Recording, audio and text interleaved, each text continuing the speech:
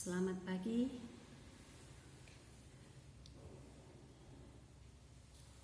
Kita jumpa lagi dengan mata kuliah keterampilan dasar praktik klinik. Bagaimana kabar, sehat semua? Oke, baiklah, sebelum kita lanjut, mungkin baru ini kita ada tatap muka ataupun baru jumpa karena mahasiswa baru masuk, dan saya ucapkan selamat bergabung dengan Poltekkes Kemenkes Medan dalam program studi Diploma 3 Kebidanan Medan. Ya, jadi berbahagia sekali Anda sudah bisa hadir di kelas ini, jumpa dengan saya dengan mata kuliah Asuhan Keterampilan Dasar Praktik Klinik. Saya kenalkan dulu nama saya agar nanti kita lebih enak dalam berinteraksi selanjutnya selama 1 semester ini ya. Nama saya Sartini Bangun, sudah berkeluarga dengan 3 orang anak, tinggalnya di Locih, Medan. Jadi nanti untuk perkenalan berikutnya mungkin kita lebih akrab pada saat kita tatap muka. Namun demikian apabila kita bertemu di jalan, kita harus saling menyapa. Kesempatan ini kita memang dalam proses pembelajaran dengan situasi negara kita yang ada pandemi COVID-19, maka kita harus belajar secara daring ataupun secara online. Tapi harapan kami ini kita mampu mengikuti sehingga apa yang menjadi tujuan kita bisa capai. Mata kuliah ini ada tadi saya bilang 3 SKS yang dibawakan oleh 2 orang dosen, yaitu saya sendiri tadi udah saya kenalkan, dan nanti ada teman saya Ibu Jujurin Sitepu SSTMKes, ini dosen koordinator untuk mata kuliah ini. Jadi tadi kalau 3 SKS mungkin Ibu jelaskan lagi ya, apa yang menjadi tuntutan bagi seorang mahasiswa dikala duduk dengan SKS. Jadi 1 SKS itu sebetulnya tatap mukanya kita cukup 50 menit, tapi tugas mandirinya itu ada 50 menit, ada lagi nanti tugas tertulis ada 100 menit ya, ataupun 2 jam, ada lagi nanti tugas terstrukturnya itu 2 jam juga. Sedangkan kalau dia praktik itu dalam 1 SKS itu memerlukan waktu untuk tatap muka bagi kita itu 2 jam, sedangkan belajar mandirinya itu juga 2 jam. Sementara belajar struktur yang diberikan oleh dosen juga itu mintanya 2 jam. Jadi cukup banyak jam yang diperlukan pada saat kita menerjemahkan sebuah SKS. Jadi mata kuliah keterampilan dasar praktik kebidanan ini ada 1 SKS-nya praktik, ada 2 SKS-nya praktik, ada 1 SKS nanti teori. Baiklah, perlu kami ingatkan kembali, walaupun kita seperti ini karena situasi negara kita, maka kita harus selalu hidup dalam keadaan sehat, dalam artian kita harus bebas dari penyakit yang ada saat ini itu COVID-19. Bagaimana caranya? Tentu ini pertama, setiap kita kali keluar dari rumah maka kita harus selalu menggunakan masker ya. Kemudian jangan lupa kita bawa hand sanitizer ataupun cuci tangan setiap saat, setiap kita ada kontak dengan yang lain. Baru kita juga harus menghindari dalam perkumpulan orang-orang yang banyak. Kalau memang harus itu terjadi, maka kita harus menjaga jarak ataupun social distancing. Harapan kita dengan kita tertib atau disiplin menjalankan ini, mudah-mudahan penyakit ini bisa cepat berlalu. Karena bila kita pikiran begitu haru hati kita atau begitu sedih kita untuk melihat banyaknya tenaga-tenaga kesehatan bahkan masyarakat yang sudah berguguran. Jadi ini tugas kita bersama untuk sama-sama kita mencegah atau membentengi diri agar kita bisa terhindar dari penyakit ini. Ya, kita akan mulai belajar. Jadi tolong dengarkan video yang saya buat ini. Nanti akan saya tampilkan juga nanti untuk bahan bacaannya. Namun demikian seperti tadi udah saya kasih tahu, nggak cukup hanya seperti ini kita bicara, Dikala nanti Anda sudah menonton video ini, tentu ada hal-hal yang Anda tidak pahami. Anda cari, setelah dicari masih belum jelas juga, bisa kita diskusi dengan menggunakan media yang ada ya. Oke. Keterampilan dasar praktek klinik. Sebagai pertemuan pertama seperti RPS yang sudah dibagikan oleh dosen koordinator, mungkin Anda juga harus melihat apa sih yang harus kita kerjakan atau apa pokok bahasan kita setiap kali kita jumpa, agar tujuan kita bisa tercapai sama-sama ya. Jadi konsep manusia. Jadi manusia itu sebagai makhluk holistik. Yang dikatakan holistik di sini lah makhluk yang utuh. Bagaimana kita katakan utuh? Jadi bila kita memandang seorang manusia, enggak cukup hanya penampilan depannya aja. Jadi kita lihat dari depan bagaimana posturnya, dari belakang bagaimana, dari samping kiri bagaimana, samping kanan bagaimana, atas bagaimana. Itu namanya kita melihat secara utuh, totalitas, sehingga kita tidak salah menyimpulkan ya. Kecenderungan manusia biasanya sedikit aja dia lihat, dia bisa mengambil satu kesimpulan yang itu yang biasanya salah. Jadi dalam kita nanti memberikan asuhan ini memang kita harus melihat secara utuh sehingga betul-betul pada tempatnya apa yang kita keputusan yang kita berikan. Ini lain lagi dikatakan manusia dipandang sebagai makhluk biopsikospiritual. Ini kita lihat dulu secara biologis ya. Ini ibu mengulangi saja karena udah sering kita lihat di sini, sering kita baca-baca sebuah konsep ataupun belajar di masa SMA kemarin ya. Secara biologis itu apa? Kenapa dikatakan manusia secara biologis? Karena dia terdiri dari sistem tubuh ya. Jadi ada sistem pencernaan, pernapasan dan banyak sistem itu bergabung. Ini semua sistem ini merupakan satu perwujudan untuk bisa mempertahankan diri ataupun mempertahankan kehidupan.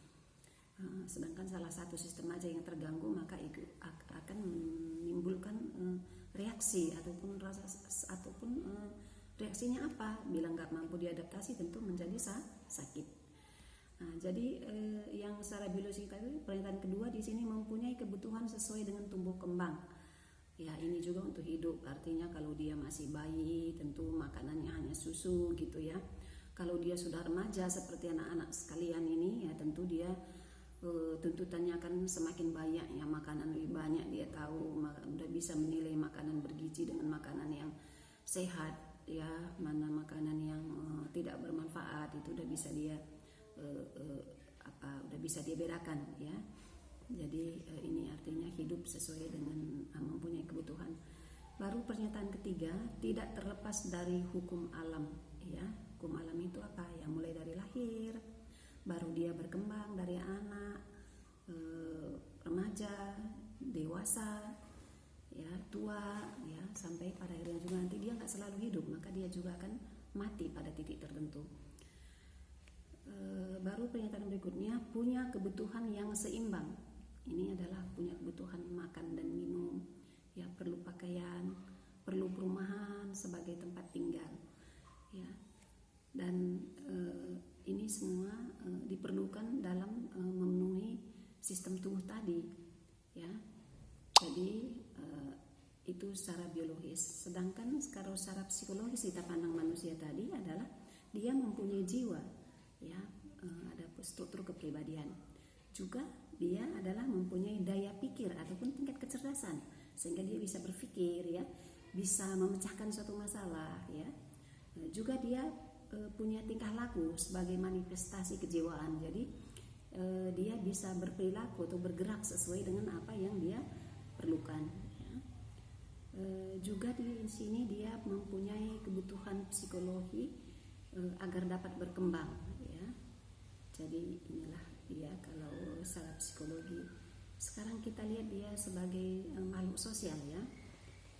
Jadi kalau secara sosial di sini kita melihat bahwa perlu hidup bersama dengan orang lain. Jadi manusia itu tidak bisa hidup sendiri ya, dia perlu orang lain ya. Untuk apa orang lain itu ya, saling bekerja sama, saling menyempurnakan diri, saling melengkapi ya. Jadi dia individu itu dia kalau dia sendiri dia tidak tahu dia itu cantik, jelek, normal, nggak tahu dia. kalau nggak ada di sisinya manusia lain yang sebagai bandingan dia gitu. Nah, jadi makanya manusia ini merupakan orang lain itu merupakan tuntutan hidupnya juga. Baru pernyataan kedua secara sosial tadi, kebudayaan mempengaruhi komponen sosial, ya. Jadi kebudayaan seseorang ini akan mempengaruhi kedudukan sosialnya, ya. Jadi kita lihat di sini seperti ada golongan Andi gitu, itu dianggap itu orang-orang yang masih punya tahta gitu. Jadi pernyataan ketiga ini dipengaruhi dan beradaptasi dengan lingkungan sosial, ya. Jadi manusia ini hidupnya akan dipengaruhi oleh lingkungan sekitarnya. Pernyataan yang keempat, dituntut untuk berperilaku sesuai dengan harapan dan norma yang ada. Jadi dikala dia hidup di lingkungan tadi, maka dia juga harus dituntut mempunyai nilai-nilai ataupun perilaku yang sesuai dengan norma yang ditetapkan di lingkungan tersebut. Nah, sekarang kita lihat dia manusia itu sebagai makhluk spiritual, ya. Ini memiliki keyakinan, ya, semua manusia mengaku adanya Tuhan Yang Maha Esa. Baru memiliki pandangan hidup, ya, dorongan hidup sesuai dengan agama yang dianutnya.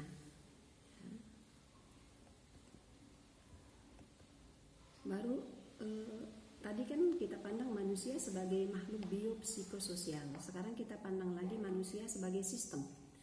Dalam manusia sebagai sistem ini dapat kita uraikan, pertama di sini ada sistem adaptif, yaitu proses perubahan individu sebagai respon terhadap perubahan lingkungan yang dipengaruhi integritas atau keutuhan.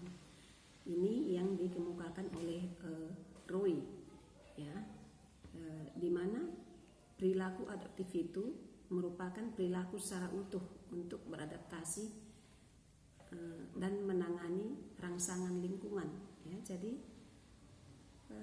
kita ini harus bisa beradaptasi dengan rangsangan lingkungan yang ada gitu. Jadi kita lihat lagi pernyataan kedua, bahwa ada sistem personal ataupun sering juga kita sebut sistem individu. Ini manusia mempunyai proses persepsi, ya. Jadi dia punya secara individu dia bisa memanifestasikan apa yang dia pikirkan dan apa yang dia lihat. Dan setiap manusia bertumbuh dan berkembang, ya, sesuai dengan tahap tumbuh kembang tentunya.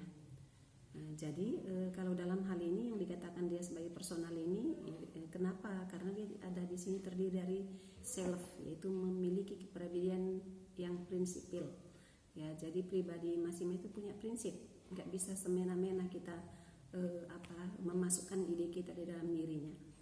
Baru di sini dia ada persepsi, ya, pemikiran, pandangan terhadap suatu kasus, ya, atau suatu masalah. Baru dia bertumbuh dan berkembang hal seseorang untuk pemikiran sampai dewasa, ya. Jadi manusia itu nggak dari langsung besar atau langsung pintar gitu, ya. Jadi dia sesuai dengan tumbuh kembang, maka kepintarannya juga akan bertambah semakin hari semakin tua. Makanya kalau kita lihat di sini bahwa kodrat manusia ini sebagai individu ini memang, ya, untuk dia bisa matang ataupun dewasa ini, ya, harus selalu mendapatkan masukan-masukan pemikiran yang sesuai dengan tumbuh kembangnya. Baru kita melihat di sini manusia sebagai sistem interpersonal, ya. Ini manusia dapat berinteraksi dengan yang lain. Kalau dikatakan interpersonal itu manusia berperan dalam masyarakat, ya. Jadi di kelompok masyarakat itu masing-masing punya peran. Terus juga berkomunikasi, ya, dalam satu masyarakat tadi ada komunikasi. Komunikasi ini sebagai alat juga untuk menyampaikan maksud tujuannya, sehingga dia bisa menyampaikan apa yang dia inginkan terhadap orang lain, bahkan sebaliknya orang lain bisa menyampaikan apa yang diharapkan dari seorang. Nah, itu di sini kita perlu komunikasi.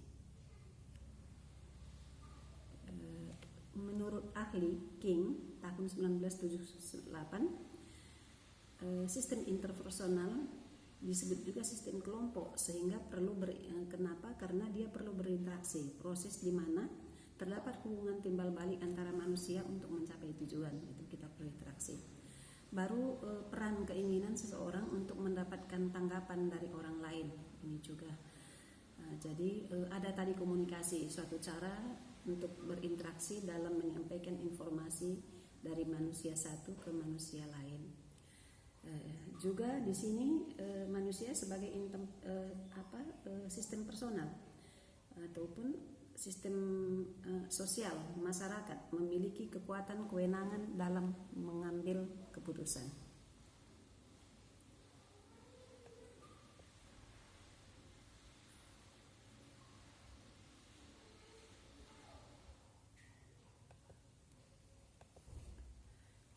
Dalam sistem sosial harus kita mengerti pertama tentang organisasi itu adalah sebagai power. Organisasi merupakan kekuatan yang sangat besar, memiliki kekuasaan seperti kalau kita nanti bidan itu, organisasi kita adalah Ikatan Bidan Indonesia. Jadi kenapa kita katakan dia organisasi sebagai power? Karena dalam menentukan ataupun menyusun kurikulum dalam kebidanan itu kita libatkan organisasi profesi. Dalam uji kompeten, ya, organisasi profesi ikut turut serta dalam penetapan rambu-rambunya. Juga otoritas kekuasaan yang bersifat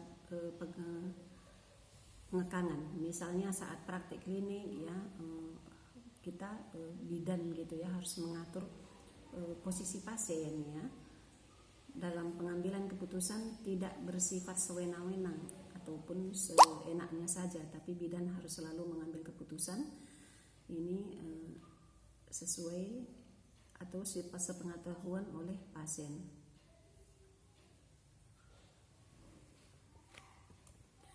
Baru manusia sebagai makhluk sosial yang berinteraksi satu dengan yang lain dalam mempunyai tujuan hidup.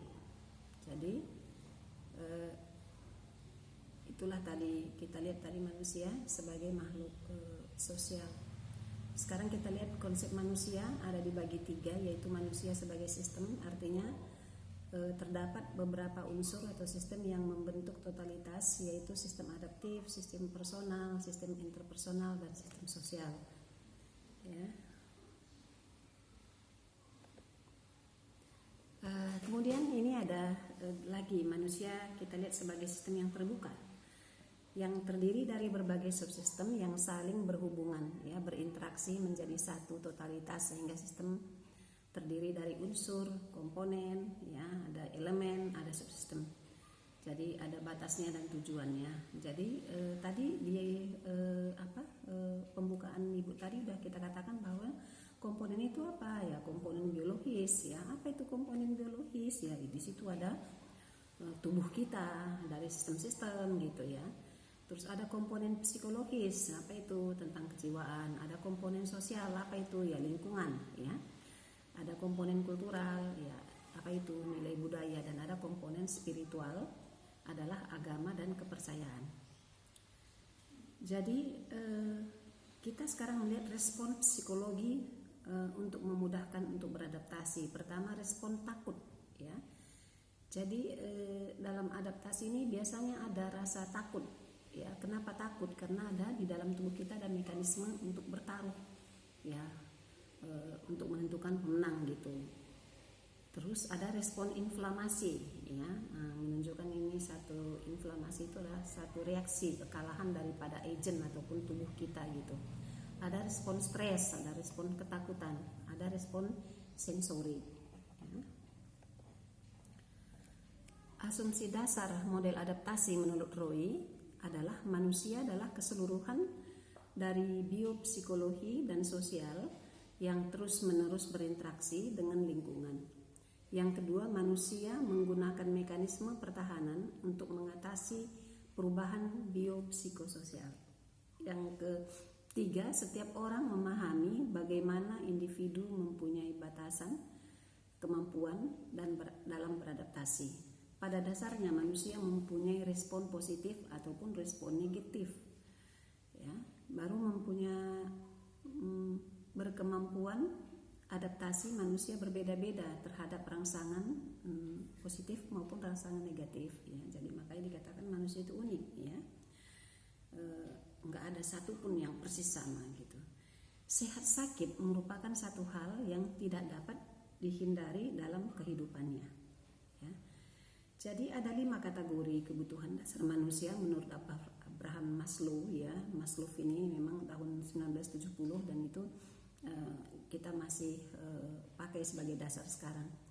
Pertama yaitu kebutuhan psikologi, need atau kebutuhan fisiologis.